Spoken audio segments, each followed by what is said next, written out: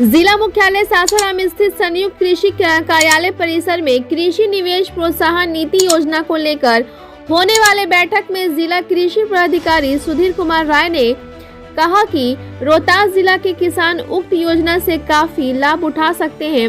उन्होंने कहा कि रोहतास जिला कृषि प्रधान जिला माना जाता है। इस जिले के किसानों को इस योजना से लाभ उठाने की जरूरत है। उन्होंने कहा कि उक्त योजना के पोर्टल में गड़बड़ी नहीं होने की उम्मीद नहीं है। बिल्कुल पारदर्शिता के साथ निवेश प्रोत्साहन नीति को लागू किया गया है। रोहतास जिले में इसकी बहुत सारी संभावना है। उन्होंने कहा कि कृषि पर आधारित वैसे किसान इसका लाभ अवश्य उठाएं, क्योंकि सरकार लगभग 35% अनुदानित करेगी। जिला कृषि पदाधिकारी श्री राय ने कहा कि जिले के किसानों को फल, सब्जी, मक्का, मखाना, पान, मशरूम आदि के अलावा अन्य चीजों की उपज के लिए कृषि विभाग ऑनलाइन कृषि निवेश प्रोत्साहन नीति द्वारा उद्योग लगाने पर किसानों के खाते में अनुदान देगा। इसका लाभ किसानों को उठाना चाहिए, तभी इस जिले के किसान हरे भरे और खुशहाल रह सकते हैं। इस मौके पर जिला कृषि पदाधिकारी के अलावा अकरम अंसारी, अभय कुमार मंडल, अंशु राधे, संतोष कुमार, कुमारी संभावना, दीपक कुमार, सुनील कुमार आदि के अलावा अन्य लोगों ने भी अपनी अपनी बातों को रखा। आज के इस कार्यक्रम में रोहतास जिला के कई एक प्रखंडों से आए किसानों ने भी इस योजना से लाभान्वित होने के लिए कार्यक्रम में मौजूद थे। ब्यूरो रिपोर्ट, बिहार दर्शन। ध्यान रखा है कि एफपीओ जो है वो ग्राउंड लेवल पे ज़्यादा किसानों के बीच में रहते हैं, ज़्यादा उनसे इंटरेक्शन होता है। किसान उनसे, क्योंकि लोकल किसान जो उस क्षेत्र के रहते हैं वो उनसे ज़्यादा सहज महसूस करते हैं कि अपनी बातों को कहने के लिए। तो जितने भी एफपीओ एफपीसीज यहाँ आए हैं उनसे मेरा ये आग्रह रहेगा कि आप इस निवेश जो हमारी नीति है इसके अंदर जो भी घटक है उसमें आप लोग उसको कृपया ध्यान से सुनिएगा, और उसमें जिस तरह का भी आपको क्वेश्चन होगा तो हम लोग यहाँ बैठे भी हैं, उससे पूछ सकते हैं। और बाकी हम लोग की तरफ से जो भी आप लोगों को सहायता चाहिए होगी हम लोग कोशिश करेंगे कि हम लोग आपको प्रोवाइड कर सकें। धन्यवाद। आज इस बिहार कृषि निवेश प्रोत्साहन नीति कार्यक्रम में आए हुए हमारे मुख्य अतिथि जिला कृषि पदाधिकारी महोदय, डीडीएम नवाड सर, सहायक निदेशक उद्यान सर, सहायक निदेशक रसायन सर और अनुमंडल कृषि पदाधिकारी सासाराम और डेहरी एवं एक पीओ एक पीसी के आए हुए जो भी हमारे बोर्ड मेंबर, सभी किसान भाई एवं बंधु, प्रखंड उद्यान पदाधिकारी, एटीएम बीटीएम, सभी का आज इस कार्यक्रम में स्वागत है। ये बिहार कृषि निवेश प्रोत्साहन नीति 2020 में माननीय मुख्यमंत्री के द्वारा लाया गया था। इसका मूलभूत उद्देश्य यही है कि कृषि के क्षेत्र में निवेश, कृषि के क्षेत्र में हम कैसे निवेश करें और ये रोजगार, इससे रोजगार कैसे रोजगार मिले, रोजगार परख हो, इसका यही मूलभूत मतलब इसका उद्देश्य है। अब जैसा कि आपको पता है कि बिहार एक कृषि प्रधान राज्य है। यहाँ पे लगभग 70 से 80% लोग किसान से जुड़े हुए हैं, खेती बाड़ी करते हैं, सबका जीविकोपार्जन का खेती बाड़ी का साधन है। तो इसमें हम कैसे इसको इनकम को, खेती के क्षेत्र में इनकम को कैसे बढ़ाया जाए, इसका यही मेन है। बिहार में जैसे कृषि प्रधान रहने से कारण इसमें बहुत सारे अवसर हैं कि कैसे इसको निवेश के क्षेत्र, इस नीति में बहुत सारे जैसे कि हो गया कि इसमें बहुत सारे जैसे कि इसमें बताया गया कि जैसे कि फल है, फूल है, सब्जियां हैं, मखाना है, फल है, फूल है, सब्जियां, मखाना है, शहद है, बहुत सारे को इसमें अपनाया गया कि उसको निवेश कर सकें।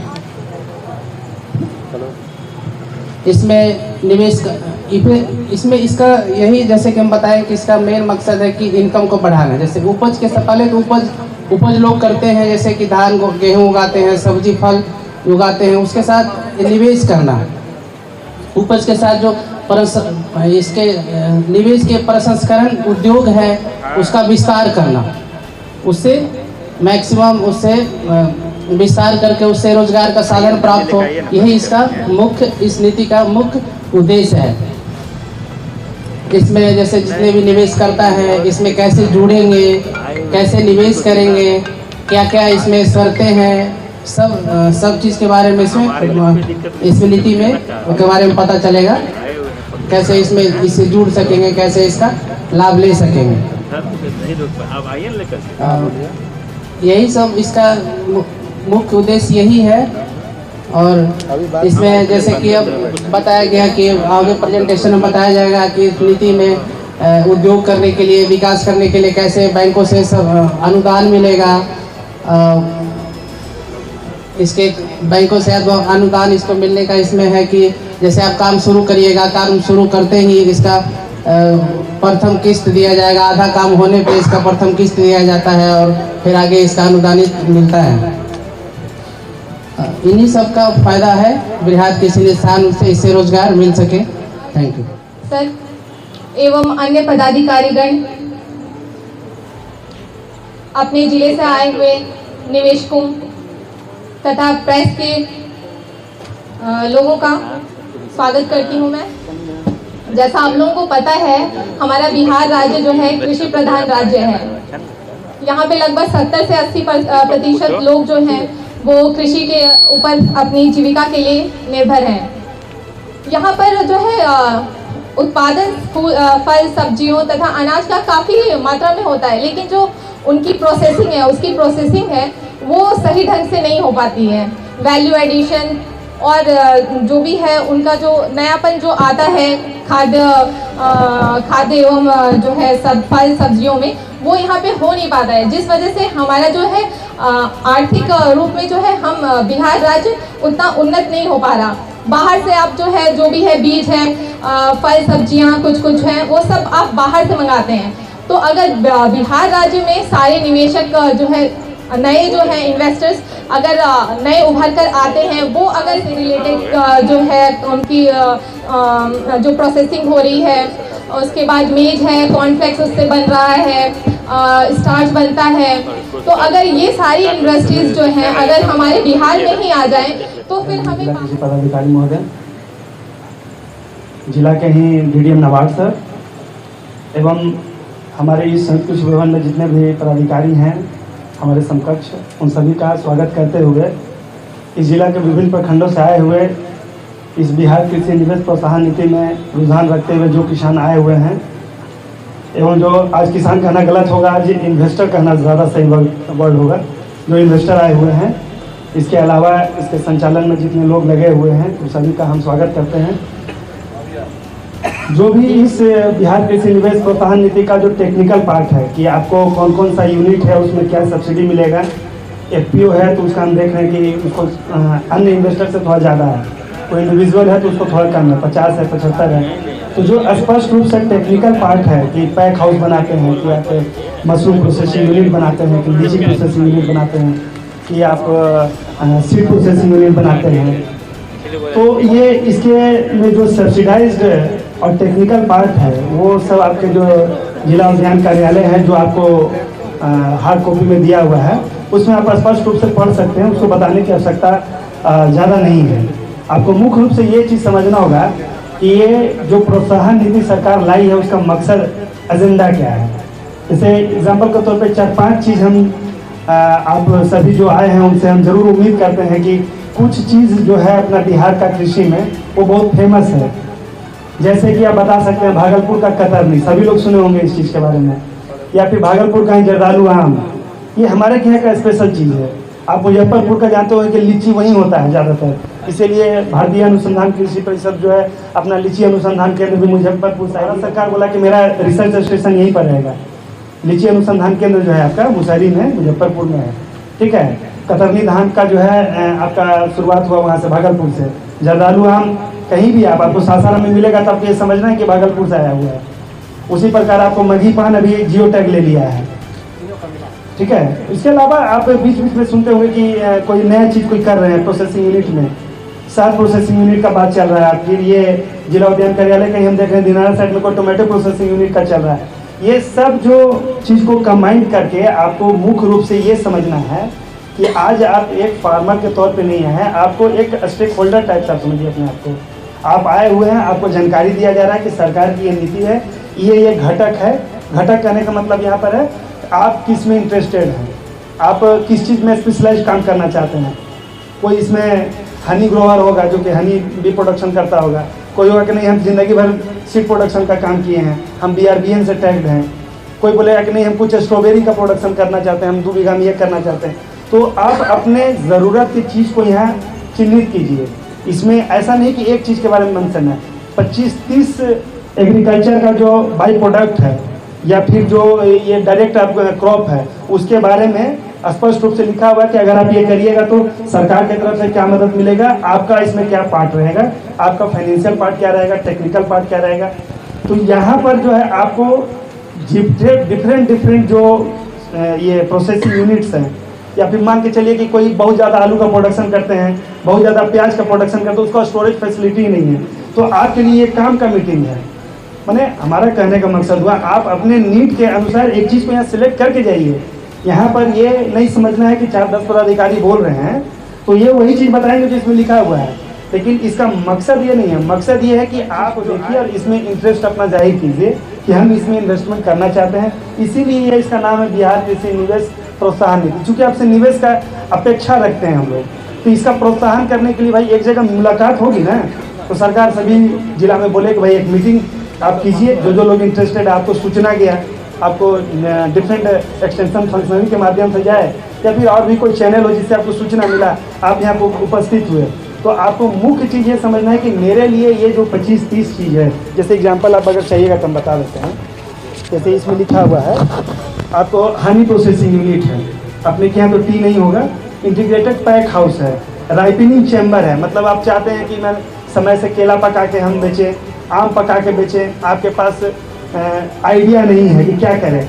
कूलिंग चैम्बर, आप चाहते हैं कि हम लंबा समय तक AD farm, AD horticulture, AD agriculture engineering, AD soil conservation, SAO dairy, SAO Sasaram, हमारे जो FPO FPC के बंधु आए हुए हैं और किसान भी जो आए हुए हैं, इसमें प्रिंट एंड मीडिया के बंधु सभी का स्वागत है। विस्तार से अभी हमारे BDM साहब ने आपको समझाया है कि जो हम लोग ये सेमिनार कर रहे हैं ये प्रोडक्शन को बढ़ाने के लिए नहीं कर रहे हैं, वो सेकेंडरी है। हम लोग जो कृषि क्षेत्र में जो प्रोड्यूस पहले से उत्पादन कर रहे हैं उसका वैल्यू एडिशन करने के लिए क्या इंडस्ट्री हम लोग यहाँ लगा सकते हैं। अभी तक जो सरकार की ओर से जो प्रोत्साहन दिया जा रहा था उतना बढ़ना चाहिए। ज़्यादातर क्षेत्र में, बहुत क्षेत्र में अभी भी कमी है, जैसे इस जिला के लिए हॉर्टिकल्चर प्रोड्यूस में अभी भी कमी है, इसमें अपार संभावना है कि हॉर्टिकल्चर प्रोडक्ट हम लोग बढ़ाएं।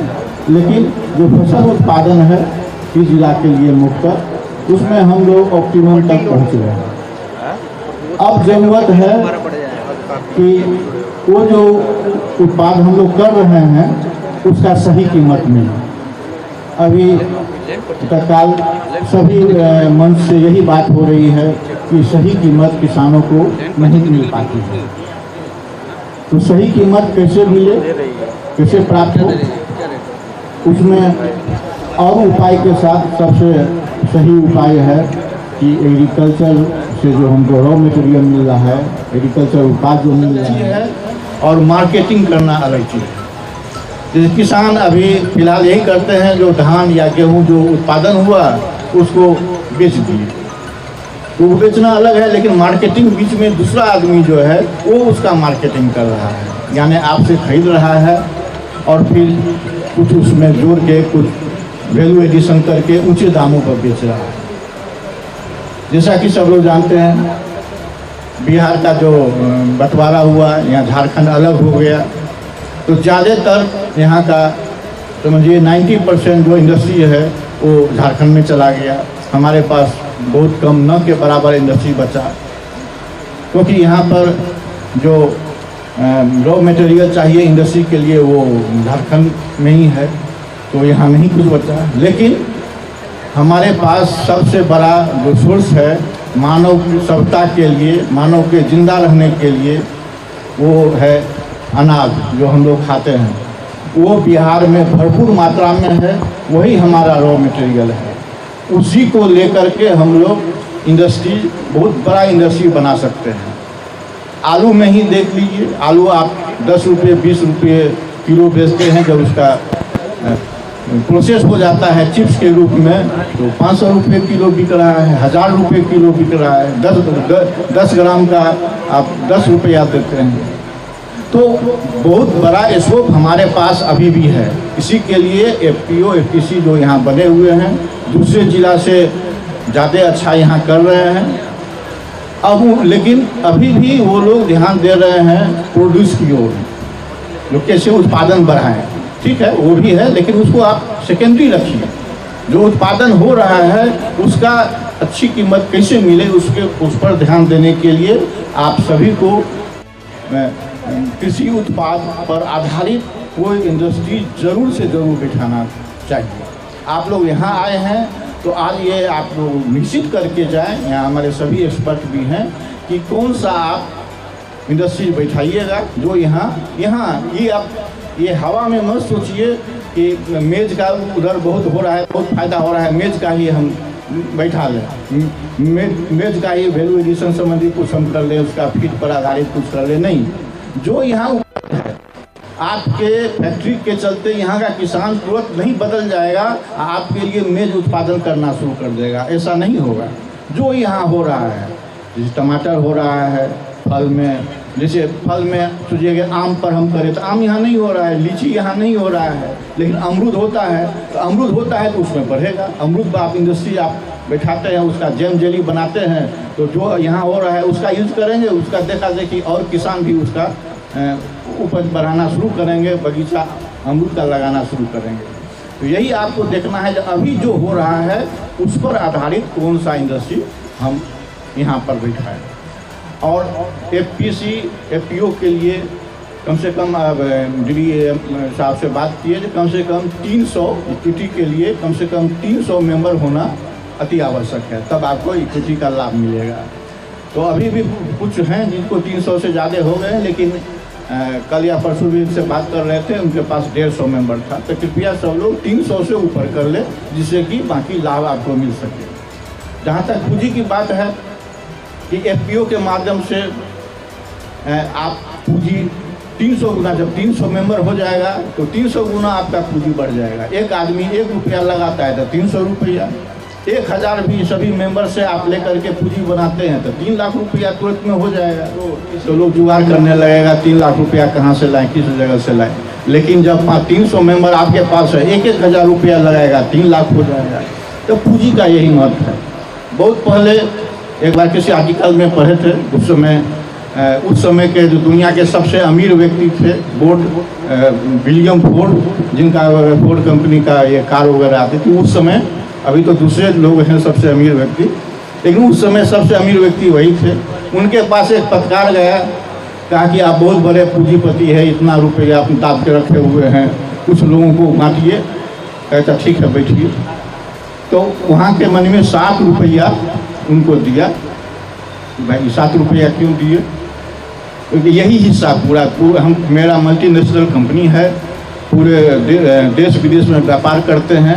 अगर मेरे पास जो पूंजी है सभी को हम बांट दें, आपके कथनानुसार हम पूंजीपति हैं, लोगों में बांटना चाहिए, तो 7 रुपया आपका हिस्सा हुआ। अब इससे आप बिजनेस करके दिखाइए। कहने का मतलब है पूंजी बहुत बड़ी चीज़ है, और ये सिर्फ कहना कि फलाना पूंजीपति पैसा दबा के रखे हुए है, बांट नहीं रहा है लोगों में, ये नहीं कर रहा है, ये गलत है। पूंजी से ही सभी लोगों का कल्याण होता है। पूंजी जब तक इकट्ठा नहीं होगा कोई भी इंडस्ट्री आप नहीं कर सकते हैं। लेकिन जब पूंजी हो गया, जैसे एफपीसी है, इसी के लिए पूंजी के लिए है। और ये मत ध्यान सभी लोग दें कि जैसे एफपीओ है, यहाँ बस खाद का लाइसेंस चाहिए, बीज का लाइसेंस चाहिए, तो पेस्टिसाइड का लाइसेंस चाहिए, उसका कारोबार कर रहे हैं, वो सब भी ठीक है। ये सब लाइसेंस आप लोग सभी लोग ले लें और उसका कारोबार करें, तभी उत्पादन बढ़ेगा। लेकिन ये सेकेंडरी चीज़ है। प्राथमिकता आप ये दें कि इंडस्ट्री बैठाए, जिससे कि आपके जो FPO APC के जो सदस्य हैं वो उसका मार्केटिंग करें। धनसुर से असलम परवेज़।